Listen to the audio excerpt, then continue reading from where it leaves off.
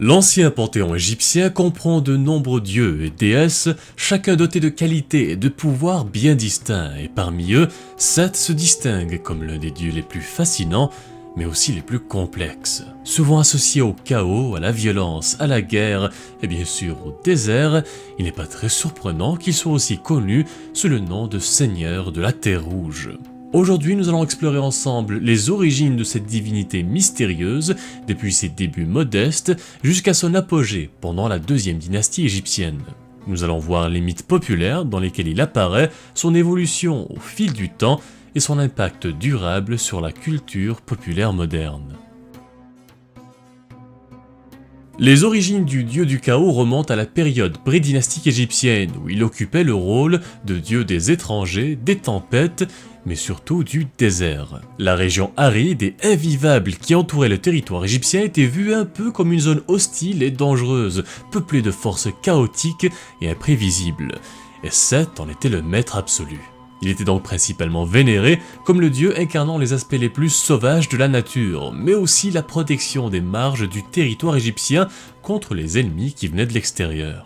Il joue un rôle très important dans le maintien de l'équilibre entre l'ordre et le chaos.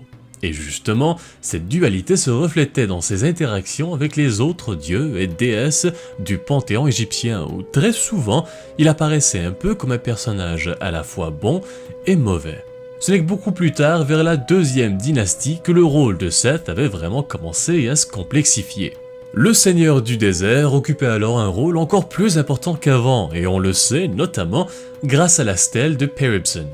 Il faut savoir qu'à cette époque, la norme pour les pharaons était d'avoir le symbole du dieu faucon, Horus, sur le sérec. Le sérec étant une sorte de cadre rectangulaire qui imite la façade d'un palais et où le nom du pharaon était écrit à l'intérieur. Voici par exemple le sérec du pharaon Wadji, représenté par un faucon. Et bien sur le sérec du pharaon Seth Peribsen, on voit clairement que le faucon est remplacé par l'animal de Seth, juste au-dessus de la stèle. Ce qui signifie que durant cette période, Seth était devenu l'un des dieux principaux de la mythologie égyptienne, souvent en opposition à Horus. Enfin, petit à petit, au Moyen Empire, bien que toujours associé au chaos, Seth avait également été reconnu pour son côté protecteur. Il était souvent associé au dieu du soleil Ré et jouait un rôle clé dans la protection de la barque solaire lorsqu'elle faisait son voyage quotidien à travers le Duat, le monde souterrain de la mythologie égyptienne. Son rôle était de repousser le serpent du chaos, Apophis, qui menaçait de plonger le monde dans l'obscurité totale. Son influence était rendue à un point où plusieurs pharaons s'identifiaient à lui, comme par exemple Séti Ier, et le fils de ce dernier, le pharaon Ramsès II, se considérait même comme un héritier direct de Seth et utilisait l'image du dieu pour renforcer son pouvoir et son autorité sur le peuple égyptien.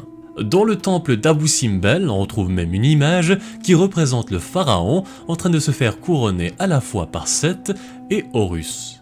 Plus tard, après la conquête de l'Égypte par plusieurs nations étrangères, Seth subit plusieurs changements drastiques qui avaient fait de lui un dieu craint et peu aimé par les Égyptiens. Un peuple étranger, connu sous le nom de Hyksos, qui était arrivé de l'ouest de l'Asie, s'était installé en Égypte, à l'est du delta du Nil, et avait adopté Seth comme divinité principale en l'associant à leur dieu Baal. Lorsque ces envahisseurs furent enfin chassés d'Égypte, l'association du dieu du désert avec eux contribua à ternir davantage son image. Les Égyptiens avaient commencé à voir Seth non seulement comme un dieu du chaos, mais aussi comme un allié des ennemis étrangers. Vous l'avez sûrement remarqué, mais Seth est aussi un dieu à l'apparence très unique. Aujourd'hui encore, personne n'est vraiment certain de l'origine exacte de la créature qui est censée le représenter. D'ailleurs, le nom officiel de l'animal qui représente le dieu du chaos est simplement connu sous le nom d'animal de Seth ou animal sétien. C'est ce que vous voyez en ce moment à l'écran.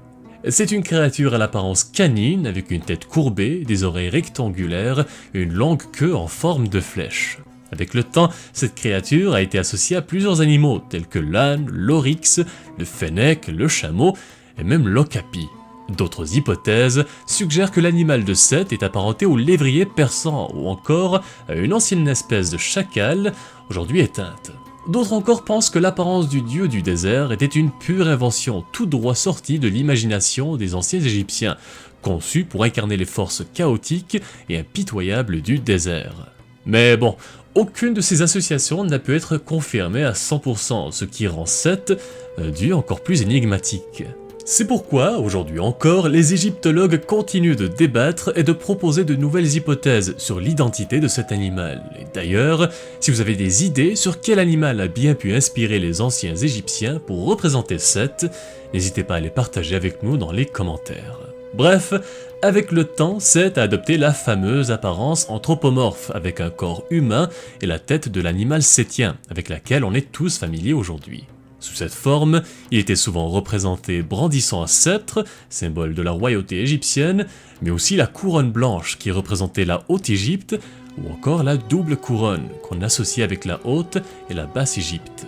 Parfois, on le montrait aussi fusionné avec le dieu Horus, et il prenait alors la forme d'un dieu bicéphale avec une tête de faucon et une tête d'animal sétien. On retrouve aussi une autre représentation assez intéressante du dieu du désert dans le temple d'Ibis, où il est montré comme un dieu ailé sur le point de terrasser Apophis avec sa lance.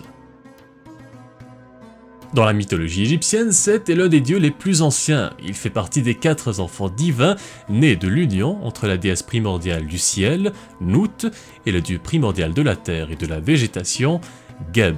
Les autres enfants du couple divin étaient Isis, Osiris et Nephthys. Les mythes où il est présent sont souvent très violents et chaotiques, et on le remarque déjà juste avec sa naissance.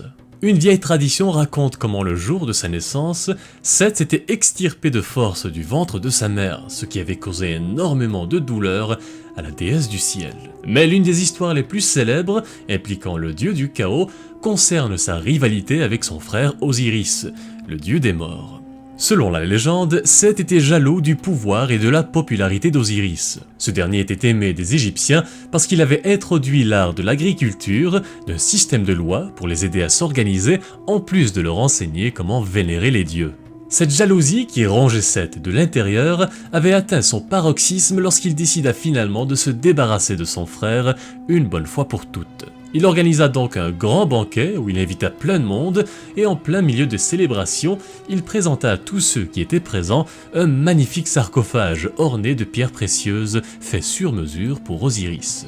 Il déclara ensuite qu'il était prêt à l'offrir à celui ou celle qui pourrait y entrer parfaitement. Osiris, sans se méfier de quoi que ce soit, entra dans le cercueil et Seth, sans perdre une seule seconde, le scella immédiatement avant de le jeter dans le Nil, entraînant la mort du roi. Bon, après il y a toute une histoire derrière cette rivalité, mais je vous en parlerai dans une autre vidéo plus détaillée. Un autre mythe très connu est une suite directe à celui que nous venons de voir. Après la mort d'Osiris, son fils Horus avait cherché à le venger pour récupérer le trône d'Égypte qui avait été usurpé par son oncle Seth. La bataille entre Seth et Horus est l'un des conflits les plus épiques de la mythologie égyptienne. Pendant plusieurs années, les deux dieux s'affrontèrent dans une série de combats et de concours, chacun essayant de démontrer sa légitimité. Il y avait des duels physiques où les deux divinités étaient transformées en hippopotames et même des courses de bateaux sur le Nil. Finalement, après une lutte acharnée et de nombreuses interventions de la part des autres dieux et déesses, Horus réussit à triompher de Seth, rétablissant ainsi l'ordre dans le monde en devenant le nouveau roi légitime d'Égypte. Quant à la manière dont Seth était vénéré, eh bien en tant que dieu du désert et des tempêtes, il était principalement vénéré dans son centre de culte, dans la ville d'Ombos, dès la période prédynastique. Mais il avait des temples en son honneur un peu partout à travers l'Égypte. Comme par exemple à Avaris, l'ancienne capitale des Hyksos, ou encore dans la capitale royale de Pi-Ramsès, sous les 19e et 20e dynasties. Il y a aussi plusieurs rituels et festivals qui lui étaient associés, mais l'un des plus importants et intéressants était la chasse à l'hippopotame. Cet animal était étroitement associé à Seth et symbolisait donc le chaos, tandis que le pharaon, lui, était souvent associé à Horus. Alors, tout comme dans le mythe des luttes d'Horus et Seth, le pharaon participa à des chasses rituelles à l'hippopotame pour symboliser sa victoire sur le mal et ainsi réaffirmer son pouvoir et sa légitimité en tant que souverain. Malheureusement, le culte de Seth avait commencé à disparaître après la 20e dynastie où aucun nouveau temple ne fut construit pour lui. L'égyptologue Hermann de Velde avait émis l'hypothèse comme quoi, autour de la troisième période intermédiaire, l'Égypte avait connu une très grande augmentation des conflits avec les étrangers, comme les Assyriens, ce qui avait encore plus terni leur perception du dieu du désert, qui après tout était associé aux étrangers. Mais Seth n'a pas complètement disparu de la surface de la Terre, car il continue d'influencer notre culture populaire moderne, où très souvent, il est représenté comme l'antagoniste associé au chaos, à la violence et à la trahison dans plusieurs médias. Par exemple, dans la série télévisée Stargate SG-1, Seth est un puissant Goa'uld banni qui se cache sur Terre en se faisant passer pour un dieu. Il exerce ainsi une influence néfaste sur ses adeptes humains. Il apparaît aussi dans le film Gods of Egypt, où il est interprété par l'acteur Gerard Butler. C'est l'antagoniste principal du film qui cherche à usurper le trône et à plonger le monde dans le chaos. Dans le jeu vidéo Smite, Seth est aussi l'un des nombreux personnages jouables, représenté comme un dieu redoutable dont les pouvoirs nous rappellent son rôle en tant que dieu du désert. Finalement, dans le dessin animé Papyrus, Seth est présenté comme l'ennemi principal qui, après avoir emprisonné le dieu Horus, menace constamment le peuple d'Égypte. Le héros de l'histoire, un pêcheur nommé Papyrus, se voit donc chargé de la mission de libérer Horus et de protéger son pays des forces du dieu du chaos. Je suis certain que vous êtes plusieurs à avoir d'autres références à Seth dans la culture populaire que je n'ai pas mentionnées aujourd'hui. Alors, comme d'habitude, je vous invite à les partager dans les commentaires avec tout le monde. Globalement, Seth reste l'un des dieux égyptiens les plus énigmatiques, car sa nature et son image n'ont cessé d'évoluer et de se transformer petit à petit au fil du temps, ce qui laisse de nombreux aspects de sa personnalité encore enveloppés de mystère. Bref, c'est un dieu compliqué, mais qui n'en reste pas moins très important dans la mythologie égyptienne.